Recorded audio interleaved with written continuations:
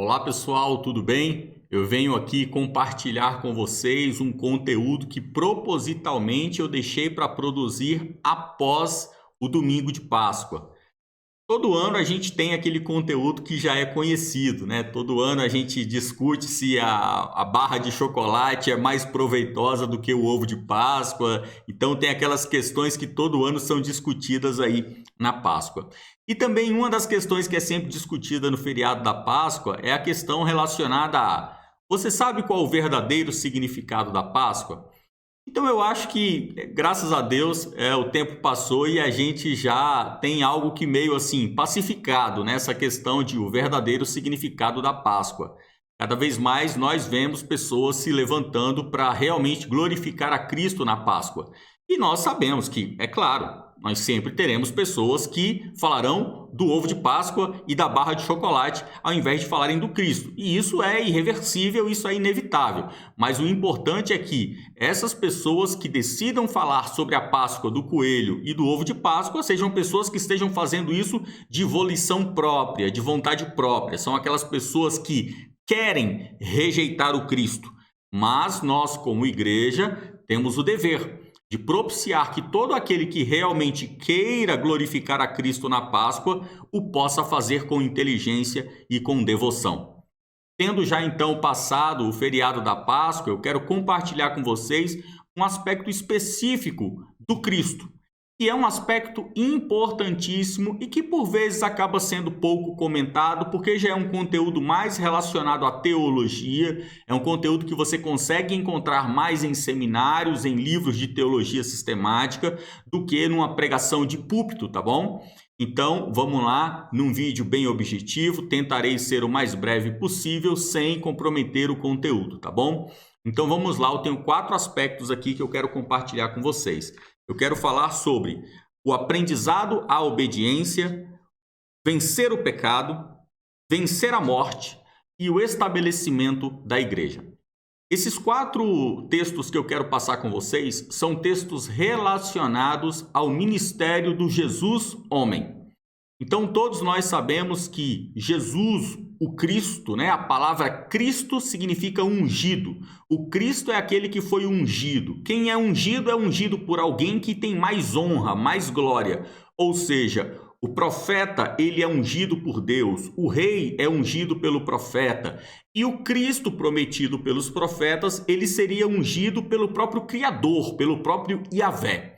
Então, quando nós vemos, por exemplo, no livro do profeta Isaías dizendo que o Cristo, que ele não sabia quem era especificamente, mas ele sabia que era o enviado de Deus, o Cristo seria ungido com óleo de alegria.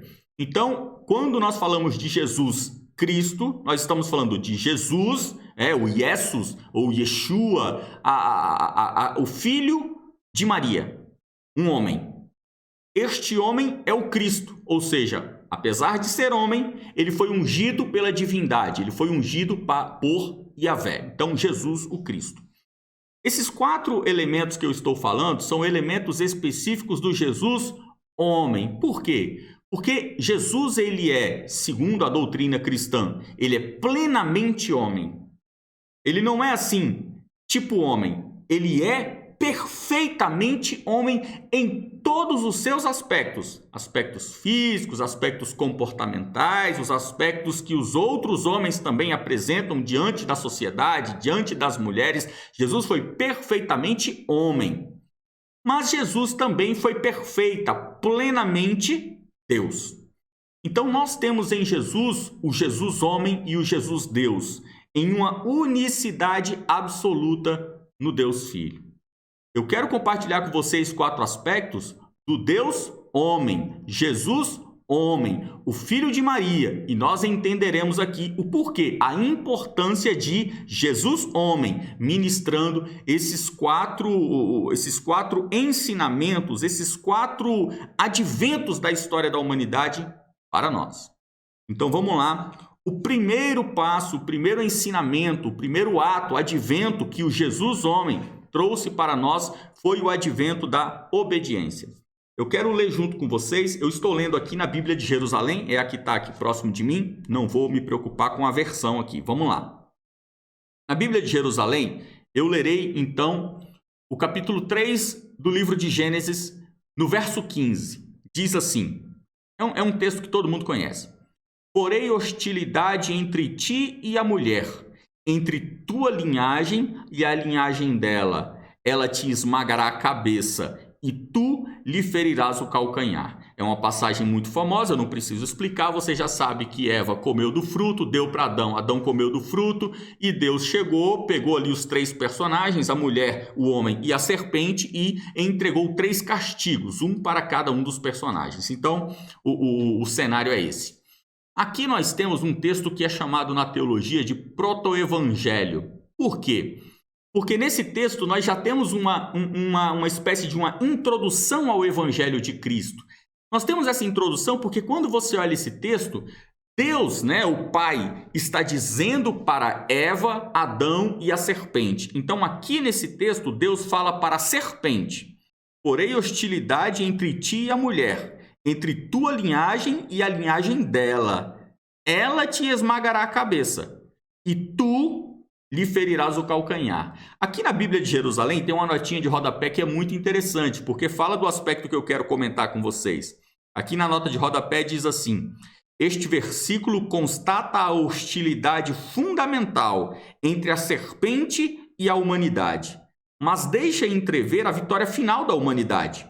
É um primeiro clarão da salvação. A tradução grega, começando a última frase com um pronome masculino, atribui essa vitória não à linhagem da mulher em geral, mas a um dos filhos da mulher.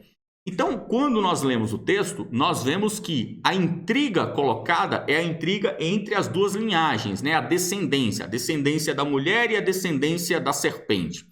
Mas nós vemos aqui, essa nota de rodapé é perfeita, porque realmente, quando você olha no texto em grego, você vê que a última frase começa com um pronome masculino, ou seja, não é a descendência, é o elemento masculino da descendência. Então, nós temos aqui um proto-evangelho na teologia que diz respeito ao Cristo. Então, em Gênesis 3,15, nós já temos a promessa do nascimento de Cristo. Agora aqui nós temos um elemento interessantíssimo que é comentado um pouco por Irineu de Lyon. Irineu de Lyon, que escreveu ali no segundo século, cerca do ano 180, Irineu de Lyon, que foi discípulo de Policarpo, que por sua vez foi discípulo de São João, o apóstolo João, o amado do Senhor. E Irineu de Lyon vai comentar que quando Deus cria Adão, você sabe, Deus forma Adão do pó da terra. E Deus cria Adão da terra, e Deus forma, ou seja, Deus não estala os dedos e Adão aparece. Deus faz Adão. Então Deus forma Adão, forma os pés, forma o corpo. Deus faz Adão com as mãos, foi um trabalho artesanal. E da Adão já nasce, ele já vem adulto, ele nasce como homem. E aqui nós vemos que quando Eva é tentada pela serpente e Eva leva o fruto para Adão, Adão não resiste à tentação, mas Adão recebe a tentação. E em nenhum momento você verá nas Escrituras uma culpa sendo lançada sobre a mulher, mas sempre sobre Adão. Tanto que a própria expressão do pecado original é o pecado adâmico, É o pecado em Adão, não é o pecado em Eva. A culpa é do homem, a culpa é do sacerdote, a culpa é do elemento masculino, porque ele foi o primeiro a ser criado. E quando nós chegamos na queda do homem com o comer do fruto, a desobediência, nós vemos que Deus ali ele elabora todo o plano salvífico. E ele, ao falar com a serpente, no calor do momento, no momento da, entre aspas, derrota de Deus com o seu projeto de criação do primeiro casal, Deus já cria a solução daquele problema.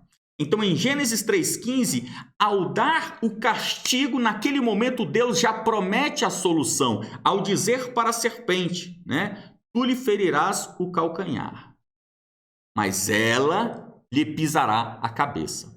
Então ali Deus já promete o Messias que viria para esmagar a cabeça da serpente.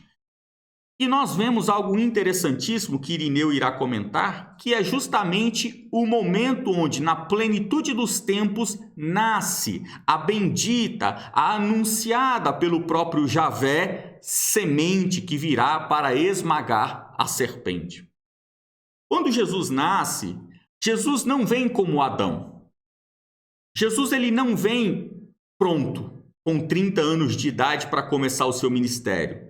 Jesus, ele é formado, como diz o salmista, né? É aquele que foi gerado por Deus.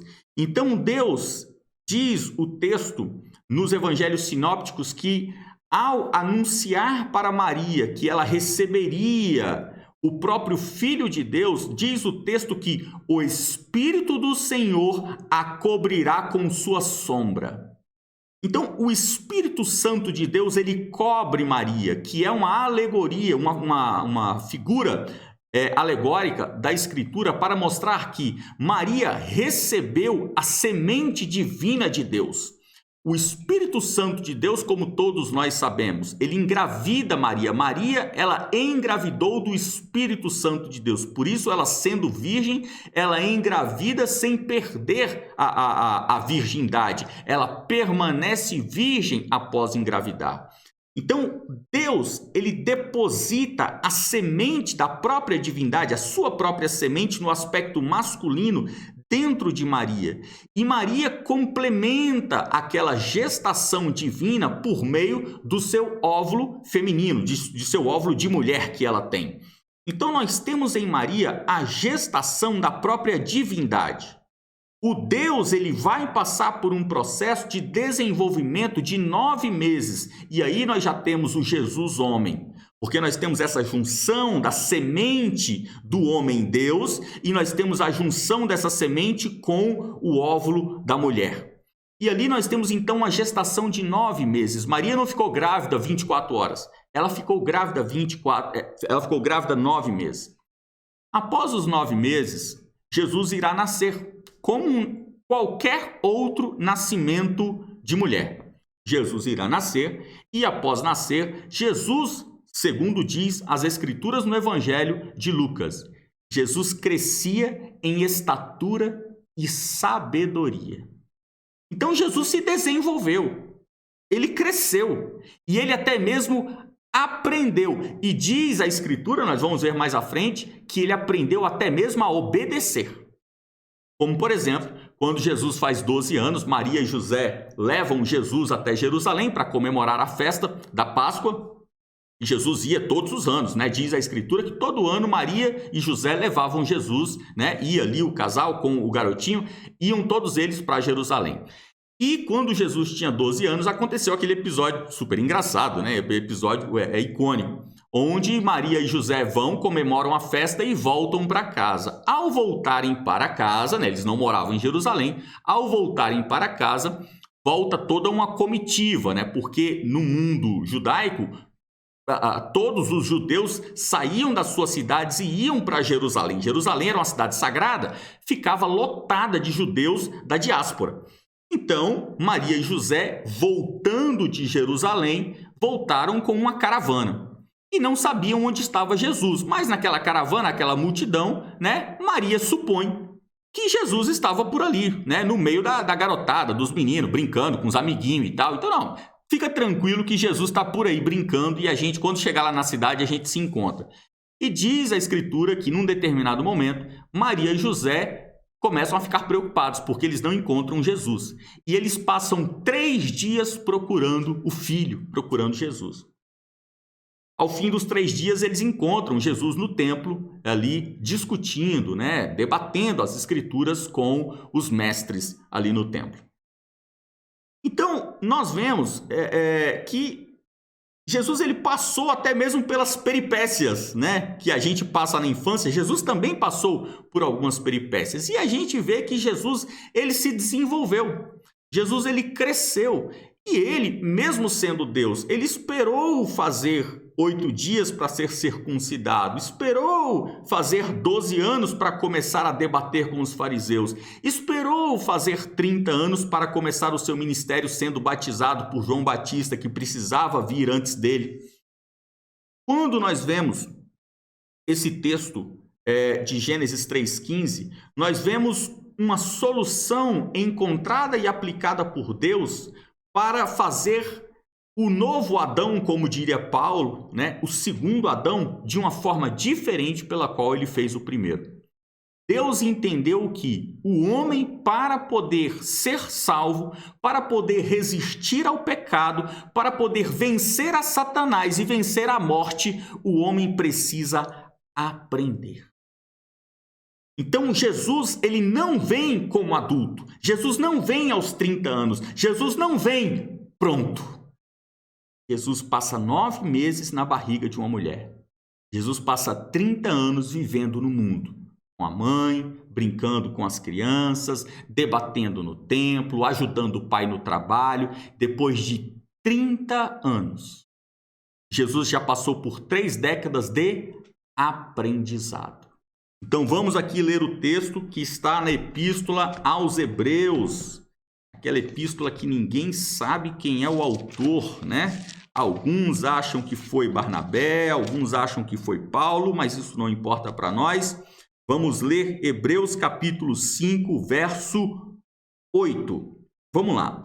Embora fosse filho, aprendeu, contudo, a obediência pelo sofrimento.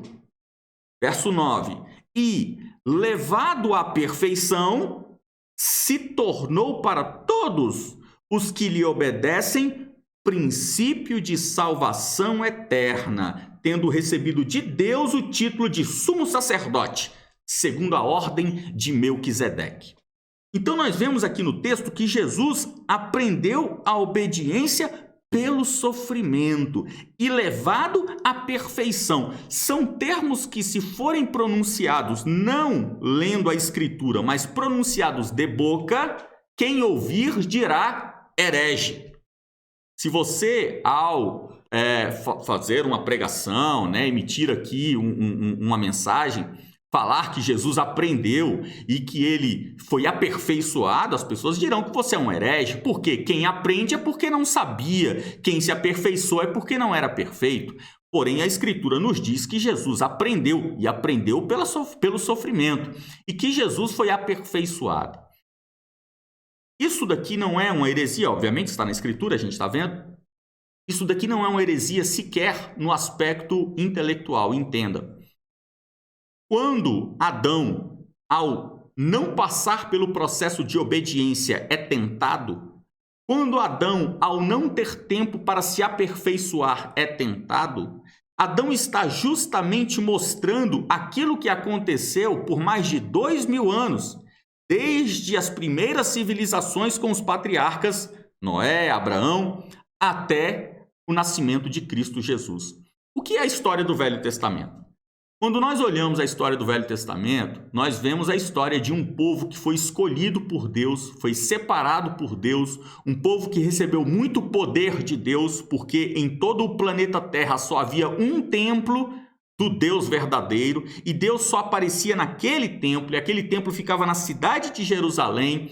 Nós vemos um povo que era chamado de raça eleita, um povo que era sacerdote do Deus Altíssimo na terra. Não obstante, esse povo é um povo de desobediência, que passa 2000 anos refletindo aquilo que Jacó viveu lá no Vale do Jaboque. Como diz a Escritura, quando Jacó estava sozinho à noite e se deparou com o próprio Deus feito homem em sua frente. E diz a Escritura que Jacó briga com Deus, né? Jacó luta com Deus. Jacó saiu no braço, né? Como diz popularmente, com Deus. Ali nós temos um episódio de Epifania, onde a segunda pessoa da Trindade, o Deus Filho, ele aparece como homem. E ali, no Vale do Jaboque, Jacó luta com Deus. E nessa luta física, né, humana, luta de homem, né? Naquela luta, Jacó vence a Deus. Jacó vence uma luta física contra Jesus. E quando o dia amanhece, Jesus diz, né? Deixa eu ir. Ou seja, Jesus está falando, não, chega, né? Jesus está ali batendo, né? No braço ali de Jacó, né? Não, chega, agora eu vou. E Jacó, não, você não vai, porque Jacó percebeu que era uma divindade. E Jacó falou, né? Você só vai depois que você me abençoar. E ali, claramente, Jesus, não mais como homem, mas como Deus, toca na coxa, né? Diz a escritura que toca ali no nervo ciático de Jacó e Jacó se torna manco e será manco para o resto da sua vida. E ali Deus muda o nome de Jacó. E a escritura diz, né, que Deus fala com Jacó: a partir de hoje não te chamarás mais Jacó, mas Israel, porque lutaste contra Deus e venceste. Então, o povo judeu é isso, né? Ele é Israel. Por quê? Porque ele luta contra Deus e ele vence. É aquela teimosia que está sempre vencendo, humanamente falando, é claro. Quando nós temos Jesus passando por esse processo de 9 meses de nascimento, de gravidez, 30 anos de ministério, nós temos Jesus aprendendo. Aprendendo o quê? Aprendendo aquilo que nós vemos na Escritura. E que Jesus mesmo diz a todo momento para os seus apóstolos, para aqueles que o ouviam, né? Aprendendo a fazer a vontade de meu Pai. E nós vemos que esse aprendizado, ele vai até os últimos momentos, como, por exemplo, quando Jesus está no monte orando ali, já pronto para iniciar a sua reta final, Jesus pede ao Pai, né? Se possível, passe de mim esse cálice. É um pedido de filho, né? Pai, eu não sei se dá, né? Não sei se é possível, mas se der, não deu, porque não havia outro para substituir Jesus. E Jesus cumpre ali, ele obedece a Deus, apesar de toda a dor, ele obedece o Pai e faz a sua vontade. Então Jesus, ele é aperfeiçoado na dor, ele aprende a fazer a vontade do Pai em plenitude na dor. E aqui nós temos então o primeiro elemento, o primeiro ensinamento, esse primeiro advento, que é o advento de Deus nascendo como homem, aprendendo a obedecer e deixando para nós, então, que também somos homens, também somos seres humanos, este aprendizado. Ainda que aprendizado no sofrimento. Vamos passar aqui para o segundo ponto. O segundo ponto é o ponto que diz respeito à vitória sobre o pecado. Existem, né, algumas pessoas que com essa dificuldade de entender os escritos sagrados ficam sempre ali tentando defender a Bíblia, tentando defender Deus, né? Assim, aquela pessoa que pensa assim, não, se eu não fizer uma boa exegese, eu vou acabar deixando Deus ser ferido. Então eu tenho que defender a Bíblia, eu tenho que defender Deus. Não se preocupa com isso não. Você não tem que defender a Deus, não. Se você tentar defender Deus, você vai maculá-lo, porque você é pecador. Então você não pode defender o que é santo, tá bom? Então vamos lá, vamos ver o texto assim como ele é. A Escritura diz que Jesus foi conduzido pelo Espírito Santo para o deserto, para ser tentado. Olha só. Você veja só, para que o Espírito Santo de Deus, a terceira pessoa da Trindade, para que o Espírito Santo de Deus vai guiar o Filho de Deus para ser tentado pelo Satanás no deserto? Ali nós temos mais uma etapa desse aprendizado. Por que aprendizado? Porque a Escritura nos dirá que Jesus permanecerá 40 dias em jejum. Jesus passa 40 dias sem comer, 40 dias sem beber água. Algumas pessoas dirão, é impossível passar 40 dias sem beber água, Jesus teria morrido. Pois é impossível também dizer ao paralítico, levanta e anda. Então, eu não discuto essas bobagens teológicas, isso é teologia liberal, né? Ah, não, mas será que é possível o paralítico levantar? Será que, na verdade, ele não estava só meio manco? Eu não discuto isso, né? Eu deixo isso aí para quem não é cristão, né? Nós que somos cristãos, nós lemos a Escritura e cremos. E a Escritura nos mostra que Jesus passa 40 dias sem comer e sem beber. Por quê? Porque Jesus foi levado para o deserto para ser tentado pelo diabo. Meus amigos, você consegue imaginar o que é ser tentado pelo próprio Satã? Nós sabemos que tentações nos afligem dia e noite, todos nós somos tentados, todo aquele que é cristão tem uma vida que é uma vida de aperfeiçoamento, né? Se você é cristão, você tem como objetivo, cada dia na sua jornada, pecar menos do que o dia anterior. Então, algumas pessoas confundem muito isso, essa questão da santidade, né? Elas entendem que, não, eu sou ser humano é pecador, a carne é fraca, então eu vou pecando mesmo. Não é assim, tá, pessoal? A santidade não é só para Santo Agostinho, São Tomás de Aquino, São Bernardo, não, tá bom? A santidade é para você, meu irmãozinho que tá aí no interior do Brasil, tentando viver a sua vida piedosa diante de Deus. Nós somos chamados para sermos santos. Jesus dirá, né? Sede perfeitos como perfeito é vosso Pai Celestial. O seu padrão é Yahvé, tá bom? Não tem desculpa para pecar não, tá bom, pessoal? Então nós vemos que nós, quando somos pecados, não por Satã, muitas vezes somos tentados por uma oportunidade de emprego indevida, muitas vezes somos tentados por uma oportunidade de sexo livre, muitas vezes somos tentados, né? Todos os dias somos tentados no trânsito, né? A ofender um outro motorista, até muitas vezes, né? Até, entre aspas, a pessoa até faz por merecer aquela ofensa. Isso são tentações. Agora, não é o próprio Satã, Lúcifer, né? O querubim que caiu do céu que está ali te tentando. Muitas vezes é até a nossa própria imoralidade, a nossa mania de pecar, ou em outras vezes que dirá, né, um dos anjos malignos, né, um dos demônios que estão ali tentando-nos, né? Isso acontece sim, é claro, mas não o próprio Satã. Você imagina o que é ser tentado pelo próprio Satã, o querubim caído, né? Você imagina, né, a disparidade de poder entre os principados e potestades malignos, né? A disparidade de poder entre o próprio Satã e um dos seus escravos, né? Um dos seus demônios ali. Quando Jesus vai para o deserto, ele não é tentado por um demônio, ele é tentado pelo próprio Satã, aquele ser que era a estrela da manhã, como diria o profeta.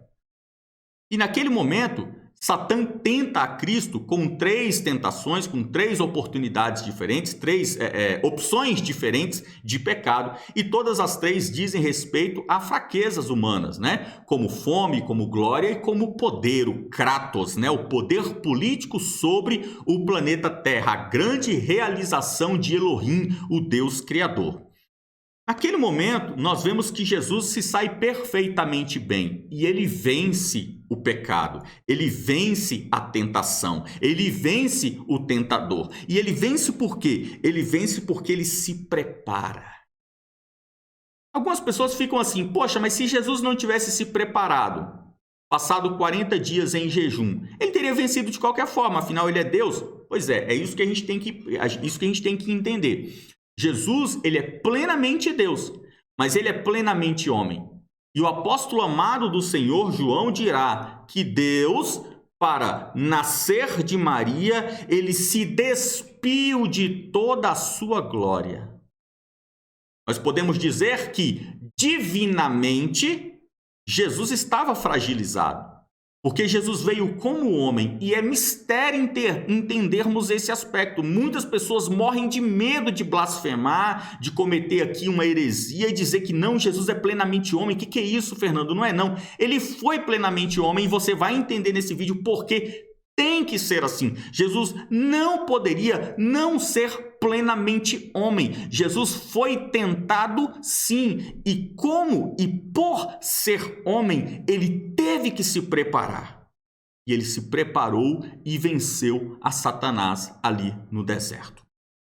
Vamos ler então lá na Epístola de Paulo à Igreja de Roma, no capítulo 6. Então vamos abrir aqui Romanos capítulo 6. Vamos lá, Romanos 6. Então, Romanos 6 diz assim: que diremos então? Que devemos permanecer no pecado a fim de que a graça se multiplique? De modo algum. Nós, que morremos para o pecado, como haveríamos de viver ainda nele? Ou não sabeis que todos os que fomos batizados em Cristo Jesus, é na sua morte que fomos batizados? Portanto, pelo batismo nós fomos sepultados com ele na morte, para que como Cristo foi ressuscitado dentre os mortos pela glória do Pai, assim também nós vivamos vida nova. Porque se nos tornamos uma coisa só com ele por morte, semelhante à sua, seremos uma coisa só com ele também por ressurreição, semelhante à sua. Sabendo que nosso velho homem foi crucificado com ele para que fosse destruído este corpo de pecado. E assim não sirvamos mais ao pecado. Com efeito, quem morreu ficou livre do pecado. Então aqui o apóstolo Paulo está dizendo que nós em Cristo Jesus nós morremos. Mas nós não morremos e acabamos com a nossa vida aqui não. Nós morremos com Cristo Jesus no batismo. Então, quando você cristão é batizado, você passa pela morte. E Paulo diz, aquela morte da cruz. Só que Paulo vai concluir o seguinte, quem morre não fica morto, porque em Cristo nós morremos, mas ressuscitamos também. Então, quem passa pelo batismo morre, mas ressuscita. E não ressuscita para a mesma vida, ressuscita para uma vida nova. E quem morre, morre para o pecado. Porque o pecado ele não habita o pós-vida. Então, a vida cristã já é uma pós-vida, ou na linguagem do Papa Emérito Bento XVI, o cristão ele tem uma vida escatológica, é uma vida de futuro. Ele já vive o futuro. Que futuro? A vida eterna ao lado do Pai. Então, Paulo está deixando muito claro para os romanos. Não me venham com essa conversinha de carne é fraca, eu estou pecando, é a vida, mas vai melhorar. Não tem essa não. Cristão não tem desculpa para pecar. Por quê? Porque o seu corpo pecador já morreu. Então, quando nós vemos Cristo, homem, se preparando por 40 dias com jejum e oração, e após os 40 dias ele sendo tentado e vencendo, ele vence como homem. E por que ele vence como homem? Porque ele quer mostrar para você que é homem, e você também, que só é homem, você não é Deus. Você também pode vencer o pecado. Vencer o pecado não é só para Jesus. Vencer o pecado não é só para a segunda pessoa da Trindade. Vencer o pecado é até para um tal de Jesus que nasceu numa cidadezinha pequena, de uma menininha lá de 16 anos, virgem. Até, sabe, ajudante de carpinteiro, até ele vence o pecado. Então, um homem pode perfeitamente vencer não apenas o próprio pecado, as tentações de um demônio, como o próprio Satã. Jesus nos mostra isso. Vamos lá para aqui o próximo ponto, terceiro ponto que eu quero compartilhar nessa Páscoa, nesse momento onde todos nós já sabemos, né, que é o momento onde nós comemoramos o nascimento, a vida e a morte do nosso Senhor e a ressurreição, claro, do nosso Senhor, que é o principal para o cristão. Vamos aqui comentar o terceiro ponto, que é vencer a morte. Jesus, homem, vence a morte. Então, vamos ler aqui a epístola de Paulo, a primeira epístola de Paulo para a igreja de Corinto. Capítulo 15. Primeira epístola aos Coríntios, capítulo 15, verso 12. Ora, se proclama que Cristo ressuscitou dos mortos, como podem alguns dentre vós dizer que não há ressurreição dos mortos? Se não há ressurreição dos mortos, também Cristo não ressuscitou. E se Cristo não ressuscitou, vazia é a nossa pregação, vazia também é a vossa fé. Acontece mesmo que somos falsas testemunhas de Deus, pois atestamos contra Deus que ele ressuscitou a Cristo, quando de fato não ressuscitou, se é que os mortos não ressuscitam. Pois, se os mortos não ressuscitam, também Cristo não ressuscitou. E se Cristo não ressuscitou, ilusória é a vossa fé, ainda estáis nos vossos pecados. Olha só o que Paulo está dizendo, que coisa interessante, né? Ele está dizendo, Jesus ressuscitou, não ressuscitou. Havia uma heresia ali no primeiro século, já no ano 50, já havia essa heresia, que era a heresia que dizia que Jesus não era plenamente homem. Jesus não era plenamente homem, porque o Jesus, na verdade, que nasceu de Maria, ele era um Jesus espiritual, ele era a pessoa segunda da Trindade, a segunda pessoa da Trindade. E ele nasceu, mas foi um nascimento não de corpo de carne, sangue, ossos, esse corpo humano. Era um corpo assim, de uma espiritualidade mais densa. Então Paulo vê essa heresia como uma heresia fatal para o cristianismo, porque Paulo vai dizer o seguinte, olha, vocês precisam pensar o seguinte, se Jesus não foi pleno homem, a sua ressurreição não pode herdar a nossa ressurreição. Por quê? Porque você vai ter que pensar o seguinte, olha, se ele ressuscitou como Deus, então você não vai ressuscitar porque você não é Deus. O que Jesus fez, ele fez plenamente como ser humano, para provar para você, para provar para a natureza, para provar para as hostes celestiais, para provar para o Hades, que um homem pode ressuscitar. Então Jesus morre, agoniza, é sepultado e diz que até a sua alma, o seu espírito desce ao Hades, como acontecia com todos os homens. Nada foi diferente. Quando Jesus morreu, não veio 12 mil querubins para pegar o espírito de Jesus e levar aos céus. Quando Jesus morreu, o seu espírito não saiu do corpo com asas e subiu ao Pai. Não. Diz a Escritura que quando Jesus morre, o seu espírito desce ao Hades. Jesus cumpriu com todas as sequências humanas em vida e em morte. Mas diz a Escritura que a morte e o Hades não puderam reter a Cristo. E ele ressuscita, e ele volta para o seu corpo naquele sepulcro. E ele retoma o seu corpo. E diz o texto que quando Maria entra no sepulcro, ela vê as faixas em que o corpo de Cristo estava enrolado. Jesus volta para o seu corpo, retira as suas faixas que estavam o embalsamando. E ele volta à vida num corpo vivificado. Como homem. Para provar que você também vai passar por isso. Então Jesus vence a morte e Paulo diz, a ressurreição de Jesus, homem, é vital para o cristianismo. Porque se Jesus não ressuscitou, todos nós também não ressuscitaremos. E sinceramente, se não há ressurreição, para que ser cristão?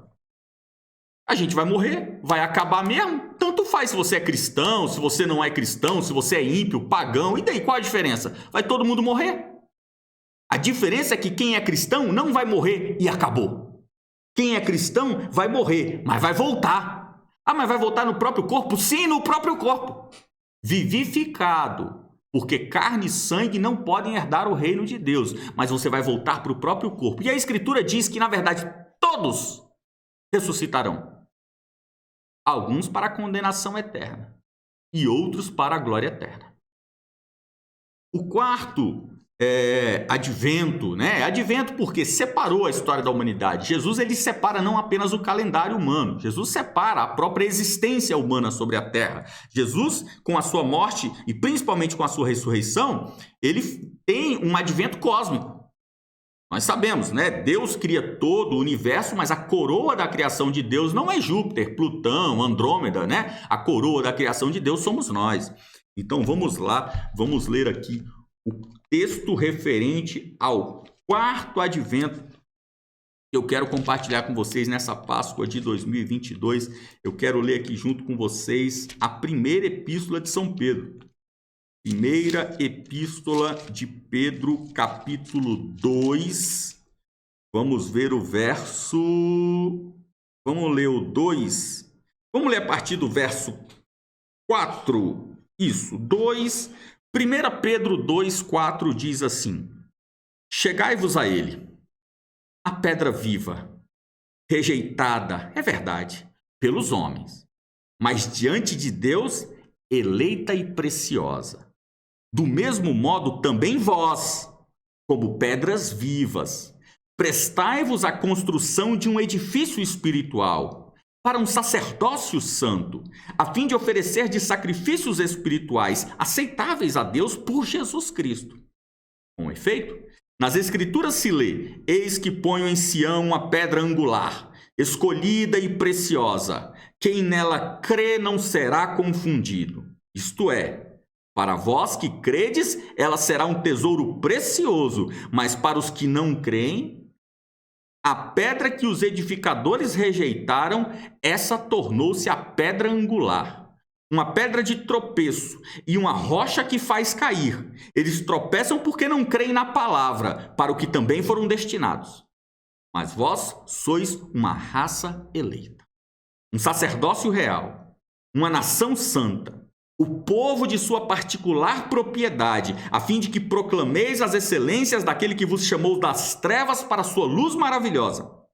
Vós, que outrora não erais povo, mas agora sois povo de Deus, que não tinhais alcançado misericórdia, mas agora alcançastes misericórdia.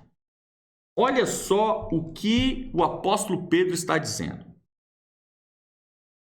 Pedro está mandando uma carta para a igreja, mas a igreja que Pedro manda a carta não é uma igreja composta por judeus, é uma igreja composta por gentios, né? Pessoas não descendentes de Abraão, biologicamente falando, cristãos.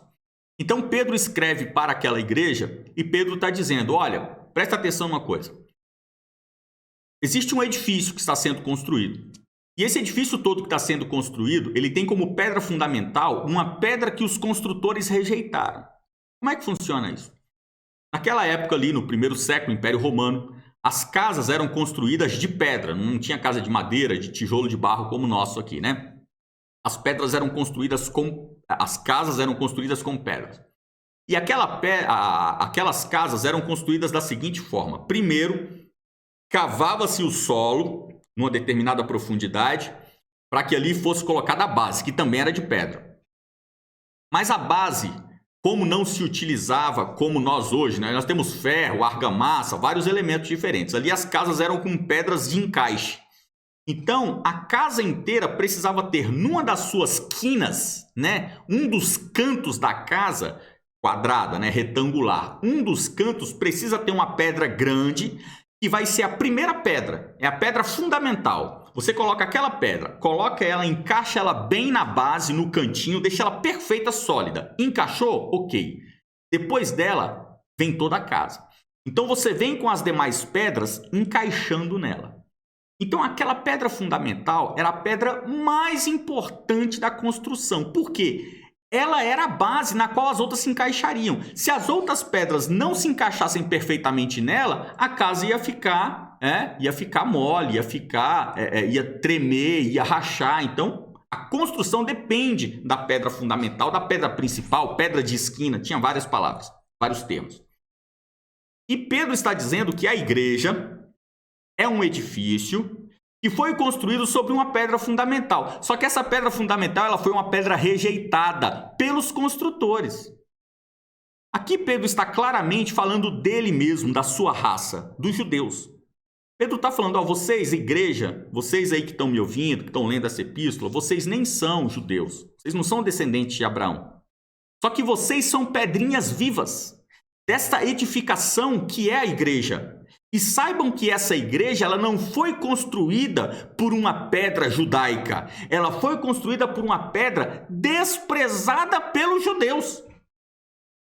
Então, a pedra que os construtores rejeitaram, ela foi a pedra de esquina dessa edificação. E após ela, todas as outras pedrinhas encaixam perfeitamente.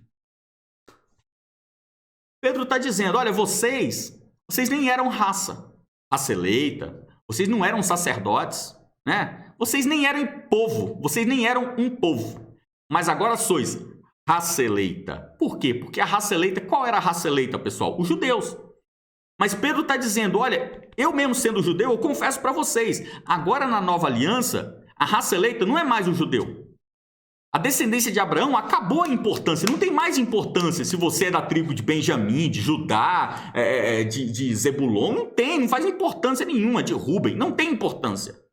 Porque agora a família de Deus não é uma família biológica, é uma família da fé. E vocês têm fé. Então vocês são co-herdeiros em Deus por meio de Cristo. Ou como diz o apóstolo Paulo, vocês são co-irmãos em Cristo. Cristo é irmão de vocês agora. Todos nós formamos uma família da fé.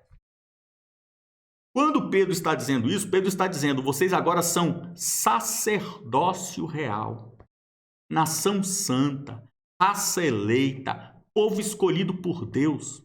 Então, pessoal, além do primeiro advento de nós aprendermos a obedecer a Yahvé, Jeová, o Deus de Abraão, Isaque e Jacó, o Criador de todas as coisas, nós também vencemos o pecado em Cristo Jesus e não somos mais escravos do pecado. Nós também vencemos a morte não pode nos deter mais. E em quarto lugar, após obedecermos a Jeová, vencermos o pecado e a morte, você pode falar assim, poxa, Fernando, então não tem mais nada. Fechou.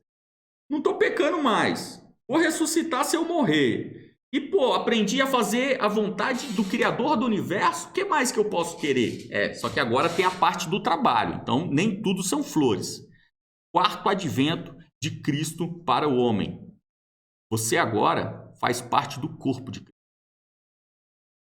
Jesus poderia ter ressuscitado e acabado com a história humana, né? Ressuscitava os santos, levava todo mundo para o céu, Nova Jerusalém, né? Eis que vou, preparava os lugares, preparava ali tudo em 24 horas, fazia um mutirão ali com os anjos. Não foi assim que ele quis, não foi assim que aconteceu. Então, nós estamos vivendo nessa terra para quê? E a tua vida humana tem importância plena e absoluta. Por quê?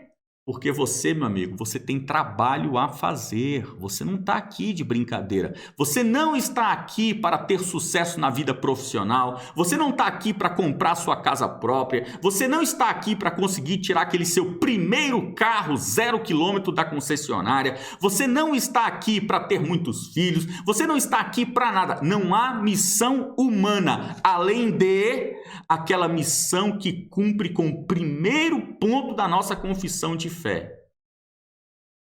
Qual é a razão da existência humana? Glorificar a Deus. O objetivo do homem nesta vida é glorificar a Deus. O resto é secundário. Então você precisa entender que, como cristão, você tem a obrigação. Diz a Escritura que Deus Pai, Ele quer salvar a humanidade. E Ele tem aqueles que Ele quer que sejam encontrados naquele momento, naquele lugar em específico. E dali, Deus separa aquelas almas a serem colhidas para Ele, Ele separa aquelas almas para cada um de seus trabalhadores. Então, por isso Cristo diz aos seus apóstolos, né? Olhem para os campos, vede como a seara está madura, mas são poucos os trabalhadores. Orai a Deus para que Ele mande mais trabalhadores. Num outro momento, Jesus dirá, Pai, eu não deixei que se perdesse nenhum dos que Tu me reservastes, a não ser aquele que foi separado para a perdição. Ou seja, Jesus, quando chegou na reta final do Calvário, Ele orou a Deus e falou, Deus, todas as almas que o Senhor ordenou que eu alcançasse, eu alcancei, não perdi nenhuma. Só aquele lá que era o traidor, não tinha como. Mas eu fiz os sermões do monte, eu fiz os sermões nas cidades, eu curei os enfermos, aquela moça paralítica lá que era para chegar até ela, eu cheguei, aquela outra que tinha morrido, eu fui lá, ressuscitei. Todas as almas que Deus tinha separado para Jesus, Jesus alcançou. E eu imagino que tantos outros pregadores também puderam bater no peito e falar isso. Grandes homens de Deus, como Fulton Sheen, como Billy Graham, como o apóstolo Pedro, esses grandes pregadores que abriram mão da sua própria vida para ir pelo mundo pregando o evangelho, eles tinham uma grande missão de Deus e por isso não tiveram que abdicar da sua própria vida, das suas próprias realizações humanas para poder cumprir aquela grande missão que Deus separou. De repente a sua missão não é grande aos olhos humanos, mas todos nós temos uma missão. E essa missão é uma missão de resgate de almas. Então, nós temos o quarto advento de Cristo. O quarto advento de Cristo. Seu quarto advento é transformar cada um dos seus co-irmãos em trabalhadores para a seara. Então, eu fecho aqui este comentário sobre a Páscoa cristã, dizendo a você, né, a Páscoa já passou, nós já comemoramos o nascimento, a vida, morte e ressurreição de nosso Senhor. Eu quero compartilhar com você esses 4 adventos para que você entenda, né? Você não é mais escravo do pecado. Você pode fazer a vontade de Jeová, que é santo, santo, santo. Você não tem mais a morte como destino final, mas você tem um dever, que é o dever de ser cristão e trabalhador da seara. oremos a Deus para que Ele mande mais trabalhadores e para que o Espírito Santo de Deus trabalhe em nós, para que nós abandonemos o pecado, tomemos ciência do poder que Cristo nos deu por meio do seu Espírito Santo e trabalhemos com afinco na sua seara. Pessoal, obrigado, fiquem com Deus e até mais.